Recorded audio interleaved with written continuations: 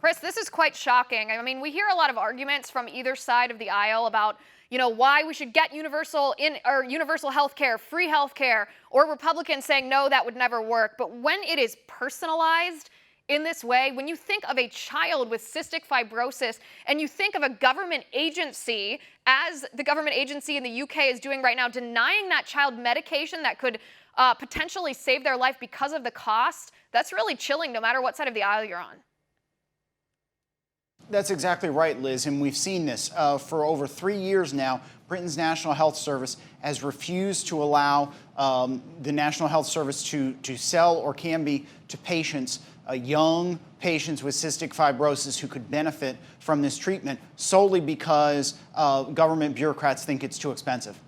I mean, it's literally the death panels that Sarah Palin got mocked for saying Obamacare would bring to the United States. There are government bureaucrats sitting behind a desk somewhere saying, well, this little girl is probably going to die in the next 10 years anyway, and so we don't want to spend the money to help increase the quality or even the length of her life because it seems too expensive for us, given, only incrementally how long it's going to help her live. That is so Orwellian. That is so frightening. That is so, I don't even know the right word to describe what it is, but I think there's no doubt that if this is happening in the UK's socialized healthcare system, it absolutely would happen here if we implemented Medicare for all.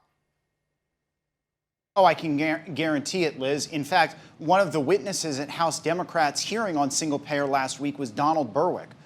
Donald Berwick got knighted by Queen Elizabeth for his service to the National Health Service and specifically praised NICE, which is the government rationing body that denies patients, in this case, Orkambi, or other expensive and life-saving drugs in Great Britain. And he said the question is not whether or not we ration, it's whether we ration with our eyes open.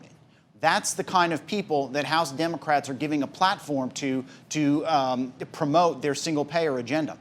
Right.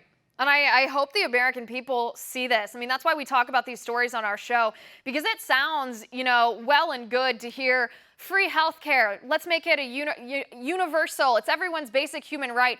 That is not what government-run healthcare systems do. What they do is they decrease access, they increase costs, and they lead to rationing, which means the government is making a choice about your health and well-being, potentially your life, instead of you and your family and your doctors.